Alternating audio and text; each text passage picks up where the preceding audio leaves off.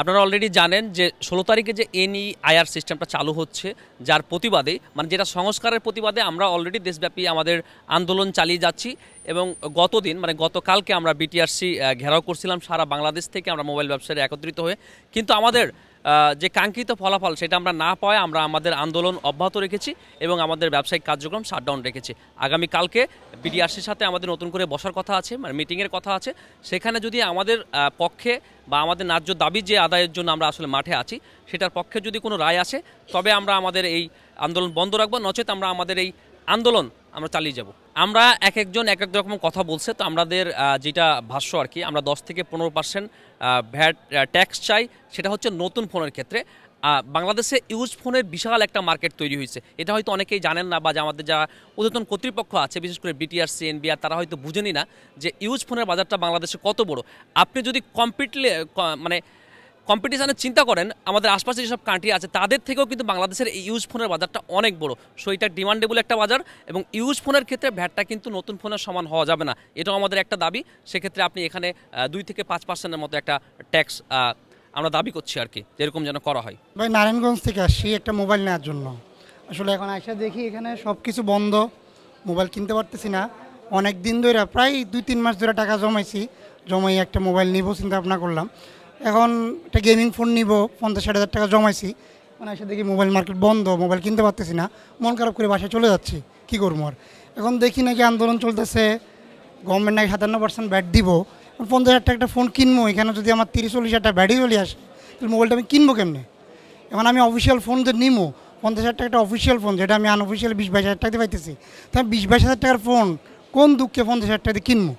এটা তো একটা উচিত জবাব দেওয়া দরকার। এখন গভর্নমেন্টের দিক দেখতেছে, এখন আমরা সাধারণ ক্রেতা যারা আছি আমাদের তো অ্যাফোর্ড করা লাগবে। আমরা তো আর 50,000 টাকার ফোন, 20,000 টাকার ফোন, 50,000 টাকা কেনার অ্যাফোর্ড নাই। একটা স্টুডেন্ট মানুষ চাকরি করে কোনো রকম টাকা জমায় ফোনটা লই।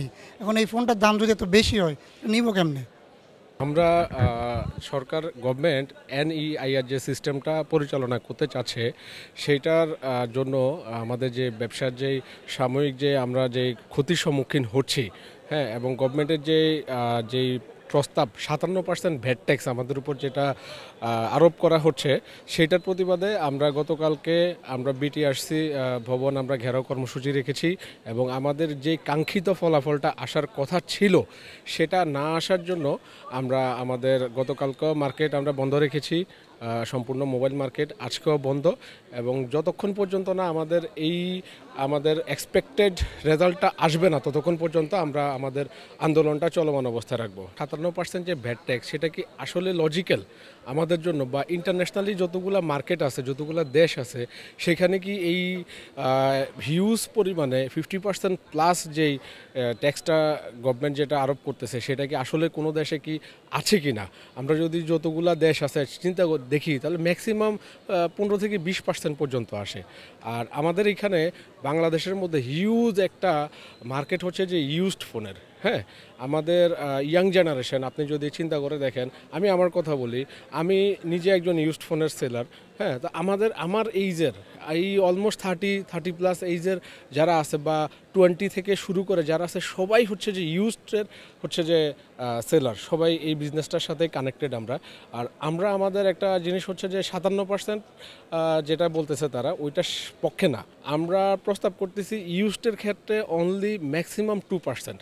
যদি 2% ইমপ্লিমেন্ট করে গভর্নমেন্ট তাহলে পার ইয়ারলি মিনিমাম 5 or 6,000 কোর 5 থেকে 6,000 কোটি টাকা রাজস্ব আদায় হবে বলে এটা আমরা একটা ধারণা করতেছি, তার বেশিও হওয়ার সম্ভাবনা আছে। আর নতুন ফোনের ক্ষেত্রে ম্যাক্সিমাম 10% থেকে 15%, এর বেশি না। এটা সবার জন্য সহনশীল। আমি আসছি টঙ্গী স্টেশন রোড থেকে, টঙ্গী থেকে আসছি মূলত একটা ইউজ ফোন কেনার জন্য। আমার রেগুলার ইউজ করার জন্য একটা ফোন লাগতো, অনেক কাজে তো ফোন লাগে না। আমি আসলাম, আজকে আইসা দেখি যে আপনার সব ফ্লোর খোলা আছে বাট ফোনের ফ্লোরটা বন্ধ।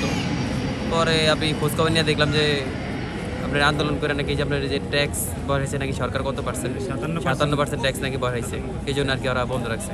এটা তো কোনো যুক্তি হইতে পারে না, এত টাকা ট্যাক্স হলে আমরা সাধারণ পাবলিক, এটা তো দোকানদারের গাইডে যাবে না, এটা আমাদের গাড়ি আসবে। ওরা তো আপনার ওদের লাভ তো ওরা ঠিকই করবে, কিন্তু সম্পূর্ণ ট্যাক্স তো হিসেবে আমাদের গাইডে পড়তেছে। তো সব সব সমস্যা তো আমাদের, ওদের তো কোনো সমস্যা না। তো সরকার এটা কেন কি কারণে এরকম করতেছে, এটা এত পার্সেন্ট ট্যাক্স নেওয়ার তো কোনো মানে নেই। প্রথমত বলতে চাই আমাদের বাংলাদেশের সকল মোবাইল মার্কেট বন্ধ, এটা হয়তো আপনিও দেখেছেন, বাংলাদেশে সবাই জানে। তো আমাদের দোকান যে বন্ধ, এটার মূল রিজন হচ্ছে আমাদের যে দাবি, আমাদের ট্যাক্সের হার কমায় আনতে হবে, এনইআইআর সিস্টেম যে চালু হবে, এটা আমরা সাধুবাদ জানাই অবশ্যই। তবে এটাতে সিস্টেমটা কিছু চেঞ্জ করতে হবে। মানে হুট করে যদি এনইআইআর বা 57% ট্যাক্স দিয়ে দেয়, আমাদের যে ব্যবসায়ী আছে তারা হচ্ছে ক্ষতিগ্রস্ত হবে। প্লাস ইউজড ফোন যে সরকার বলেছে যে ক্লোন ফোন যে এটা বন্ধ করে দেবে, এটা আমরা সাধুবাদ জানাই যে ক্লোন ফোন বন্ধ হয়ে যাক, এটা আমরাও এটার বিপক্ষে। তবে প্রিয়ন ফোন যারা আমরা সেল করি, আপনারা সবাই জানেন যে বাংলাদেশে প্রিয়ন ফোন অনেক জনপ্রিয়। কারণ একটা মানুষ যখন প্রিয়ন ফোন কিনে, সে 30 থেকে 40 হাজার টাকা কমে পায়। এটা আপনার বলতে পারেন যারা মিডল ক্লাস এবং লো ক্লাসের ফ্যামিলি আছে, সবাই আপনার ইউজ ফোনে কিন্তু কিনে, আমাদের থেকে প্রিয়ন ফোনে কিনে। এবং এটা কিন্তু ধরতে পারেন যে আপনি একটা ফোন কিনবেন, ব্র্যান্ড নিউ ফোন না কিনে যখন ইউজ ফোন কিনেন, এই সেম বাজেট আপনি 2টা ফোন কিনতে পারবেন ফ্যামিলির লোকজনের জন্য। তো আমি সরকারের কাছে আবেদন জানাবো যেন জনগণের জন্য প্রিয়ন ফোনটা এটা জারি রাখে। আর যদি প্রিয়ন ফোন অফ করে দেয়, তাহলে কিন্তু ধরেন আপনি যে ফোনটা ইউজ করতেছেন, এটা কিন্তু কিনলে আর সেল করতে পারবেন না। সেক্ষেত্রে আপনি একটা 1 লাখ টাকা দিয়ে ফোন কিনলেন বা 1.5 লাখ টাকা দিয়ে ব্র্যান্ড নিউ ফোন কিনলেন, এটা কিন্তু সেল করতে পারবে না। যেহেতু প্রিয়ন ফোন বিক্রি বন্ধ, আপনি দোকানদার কাছে যখন তখন চাইলে কিন্তু এক্সচেঞ্জ করতে পারবেন না। এটা আমাদের থেকে বেশি কাস্টমার যারা আছে, মানে আমিও তো কাস্টমার, আমিও তো ফোন কিনি, তারা বেশি ক্ষতিগ্রস্ত হবে আর কি। আমরা ট্যাক্স দিতে চাই, আমাদের টাকা দিয়ে দেশ উন্নত হবে, আমাদের টাকা দিয়ে একটা রাস্তাঘাট তৈরি হবে, আমরা এটা চাই।